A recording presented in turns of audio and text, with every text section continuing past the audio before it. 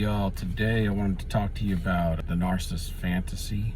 And when you meet the narcissist, you're meeting their representative, and this is for all of us. We all present ourselves when we meet a new partner or a potential love partner on a first date or on the first few dates in the first few weeks. They call it meeting their representative, or you're putting forth your representative, meaning you're trying to put forth a lot of times this is unbeknownst to you, but you're excited, and you might, have a first date and it might go well, but you're kind of in this mode of getting to know an individual. And so it's kind of natural for a person, for all of us, I think toxic and non-toxic, to kind of put their representative out there, meaning if you're still on, y'all, hit the like button, hit the subscribe button. I love y'all. Peace. Their best you. But what you got to understand is even though that's going to happen, and that doesn't mean somebody's necessarily toxic. It just means that, don't fall for people too quickly, was one thing that I wanted to put forth to y'all, because that in itself is a form of a boundary that's good to live by. I always say they always want to get you, the toxic individual wants to get you locked down. They want to get you, married within 6 months, because they can't wear that mask for long. And they also know that if you're a high quality primary supply potential, then they want to get you quickly before somebody else does, or before you unmask or see the mask slip, and you get to a point to where you're understanding more about them and you don't really want to deal with them anymore because you see that they're toxic. I wouldn't go into any kind of marriage proposal or anything. I mean, at a minimum, bare minimum, 2 years. I mean, that's up to y'all. And I think at this point, you guys know that. But a lot of times, and when I got into my long-term relationship, that was a marriage with a borderline. I do believe she was. I'm not diagnosing, but she was borderline, probably. That's what it seemed like. That she was a person that we got married very quickly, in 4 months. It was under 6 months. And then I had realized at the get this, guys, I had already realized at the 6 month period that I had made a mistake, but I put in almost 9 years with her. And it was brutal every day. Because, when you're younger and you didn't have too much experience, you can kind of look at things like, well, what I was seeing that was a disappointment to me in her personality. First, it was very good, and it was along the lines of perfection, of course, right? Because that was her representative. But then at some point, you start to see some things and be keen to those things. But for the younger people, if anybody on here is younger, in your 20s or something, just beware that when you see things, that you got to look at it like this is not going to change. And in my case, she would always blame it on we didn't have the financial income. And so I was able to rationalize the fact that, well, we can get married and we're going to increase our income. I was in my young 20s, really young. And so she was 19. And I was under the impression that once we made more money, it would fix the situation with her personality. And where I was very wrong in this situation, where I had really messed up, was that I had an expectation, for one, and it's not good to go into a relationship or into a dating situation with any expectations. and to just kind of let things play out and just not force anything, don't rationalize anything, but take things legit in reality. And I expected things to change. We made more money. We quadrupled our income within just a matter of a couple of years, and had no debt, and had a lot of savings that were accumulating at this point, because we're used to living off almost very little, and it didn't help at all. It made things worse.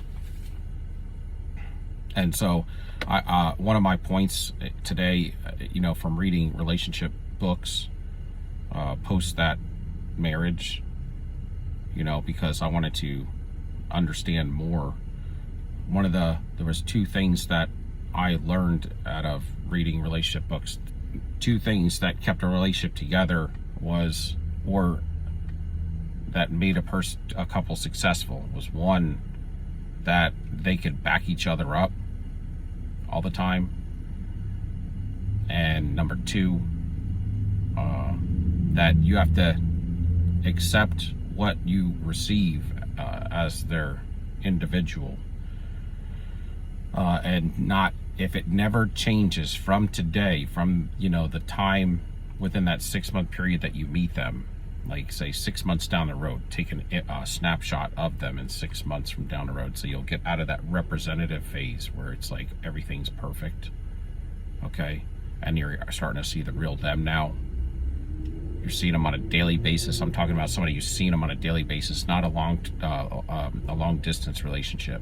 Those you got to be extra careful with, because if you're not seeing them on a daily basis, at least 4 to 5 days a week, for an accumulative amount of time, then they can wear a mask for years, and they can have a double life. And so you want to be careful with that, because narcissists love to have long distance relationships so that they can carry on multiple different partnerships that seem like they're primary partnerships, and they're not. And so, when people talk about the next town over too, they'll go on dating sites, say 30, 40 miles away. And I've heard a lot of these situations, but you can't rationalize anything. You got to take what you get. And I would say take a snapshot after a 6-month period of seeing an individual at least 4 to 5 times a week, where you spend an accumulative amount of time. And you have to be able to back each other up, meaning my ex was an individual that would start these crazy situations with individuals out at it would be anywhere. It could be at the supermarket, it could be anywhere. And borderlines are very emotional individuals, and so a lot of things would occur, and a lot of times I couldn't back her up, because I was a believer that the individual that she was arguing with was in the right. And so when you have a situation like that, it's kind of like you got to know that that's heading towards something that's going to have an end to it. And when you go into a relationship, you want to be able to look out to the trajectory of things and feel like, hey, can I live with this person for the rest of my life? Can I back this person up? And can that person reciprocate the same to me? Do we have chemistry? Do we enjoy each other's time? Is anything being forced? Is there a lot of unhappiness? Is there a lot of depression in regards to the relationship? Do I have emptiness? Do I feel like my intuition is telling me things about this individual that are not right? Things aren't adding up. Their actions don't match their words. These are real red flags you need to be careful of. You should be able to get straight answers for everything when you're with a love partner for a certain, at least after a 3-month period. In the first 3 months, I think it's okay for you to not give so much information out, because you're still trying to vet this individual. Because you don't want to be data mined. We've been data mined, right? So we know that that's a ploy of the enemy. And at the same time, you got to expect that if you don't want to be data mined, that you can't data mine somebody else to death. You have to put in the energy and it's a give and take for the same amount of energy. But, a person should be able to give you straight answers. If you have a discrepancy with an individual, then you should be able to come to some sort of conclusion together. You're a team, a partnership. When you are in a marriage, a relationship, and that's the problem. The narcissist is all about themselves. They're always about everything is getting, and the destruction of you. So, you want to get that reciprocation. You want to get that, the same energy that you put in, you want to get out of it. You want the same amount of, I guess, reciprocity, which is the energy. That's to say, the energy you put in, the energy is what you get back. That you get a good reaping of what your reward is what is due. And a lot of times the narcissist will, bring you into the fantasy. And when they bring you into the fantasy, it's kind of like if you have like an 80-20 in a relationship, right? And 80% is really good with this individual that you had, let's say, previous to the narcissist. And, but you have a hard time with that 20%. Or you have if you're 90-10, whatever. And when you get into that range of 80-20, 90-10, meaning I like 90% of this individual and I have a little bit of hardship with maybe the 10%, and you leave that individual looking for that other 20%, what nature will do to you a lot of times is because you chose to go for somebody who has 100%, you're going to get somebody like the narcissist, and the narcissist will give you 100% in the very beginning. They're going to give you that 100%, but they're going to be playing you. Okay, and so this is how nature, or the grass is greener on the other side, conception or interpretation comes out in life. You're going to get that 100% for with the narcissist for the first 2 weeks, and it's going to be fake. Okay, it's the fantasy. And then the whole relationship after that, you've never ever gotten 100% before. So because the narcissist faked that 100% for just a week or two, it brought you up to a level of it made some dopamine hit your brain in a nice way. And it's kind of like when they say you want to get back to that spot again, it's almost like you want to get that kind of dopamine hit again. But that's not reality. We're born into reality, this out here, okay? And reality is a certain sort of way. People are going to disappoint you. People are going to lift you up. But generally speaking, if you get that 80-20, becoming a better individual than you were before you met that individual, you probably should think about sticking with that individual, because if you go for that 100% or that 95-5, what you're going to end up getting is you're going to get that narcissist type next, or possibly, very possibly true. And what could happen then is then it's going to turn into that 95, or that 100% is going to turn into now just that 20%, and you're going to be missing the 80 that you had before. If you pursue somebody and they are a good individual and you continue to pursue to get to know more about them and to cultivate that will turn into an increasingly bigger bowl of fruit that you guys can have together. And so when you go for that 95-5 or 100%, what you end up getting is you get 100% for a couple weeks and it's a lie, and then it turns into that 15 to 20% that you were missing, but now you don't have the 80% that you had with that other individual, that type, and you're going to miss that. And that's where the grass is not always greener on the other side, and that's typically what you end up getting. And then you lost out on that good individual that you had that 80% with, that you could have cultivated maybe into a 90-95-5, because you want to grow with an individual. You want to have a little bit of room to grow. If you don't want your relationship to get dry or to get stale, then you always want to pursue your love partner as well. That shows that you are interested in them at all times, to get to know them more, so that you can have a good life with them. I guess all I'm saying is they'll take you into that fantasy, and then you'll be seeking that fantasy for the rest of the relationship, and then it turns into years and years that you wasted with that individual. And all they did was actually break you down to a morsel of bread and turn your whole life into destruction. So just be careful with that. Anytime that things are too good to be true, they're not true. And a lot of times when you meet the narcissist in that love bombing phase, they will actually give you glimpses of how they really act. They'll tell you some pieces of the truth of who they really are, and it will catch you off guard sometimes. Like mine told me, my ex told me at the time when I had met her during the love bombing phase that, I'm just a bullshitter. And she had said that.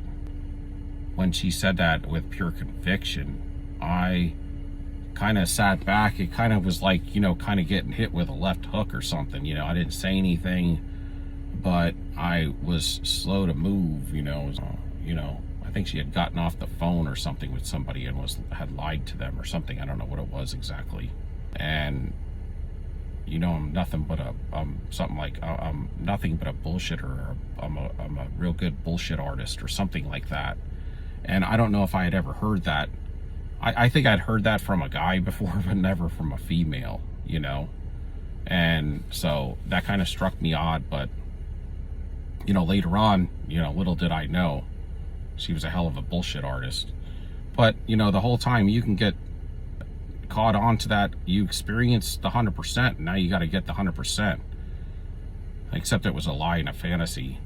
Life's never going to be 100%, but it can be a stable, good life with an individual where you can grow together. And it's nice when you can be with an individual where they can have their hobbies and things that they like to do, and you can have your hobbies and things that you like to do.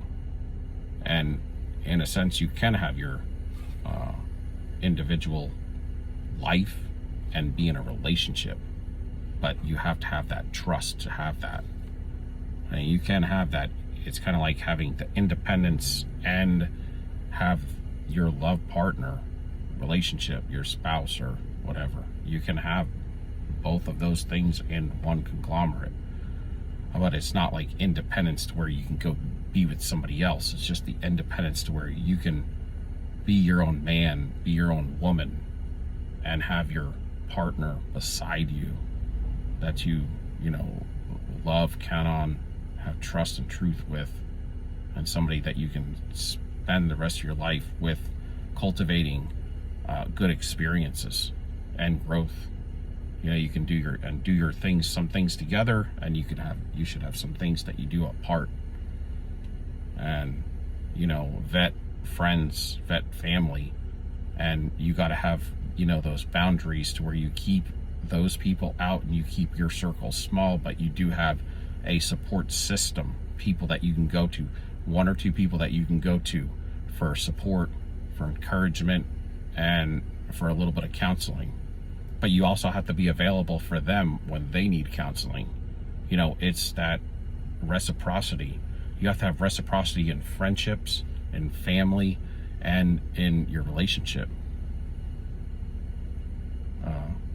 And so those things are important to keep in mind, and to not get caught up in the fantasy when things are too good to be true. They're never true, y'all.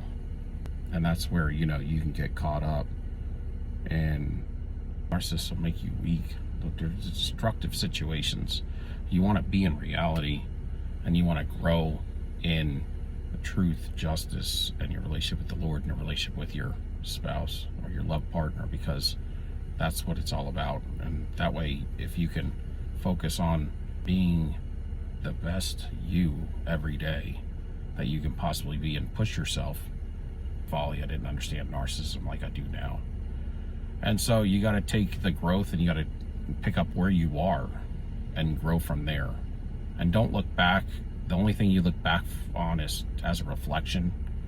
And when you look at the potential love partner, want to assess them, their words, their actions, and if you see red flags, you have to address them or investigate them, and you should be able to come to conclusions, to discussions, to arguments, or to situations where you have discrepancies. And if you have any confusion then I would say you're being played. I think that's all I got.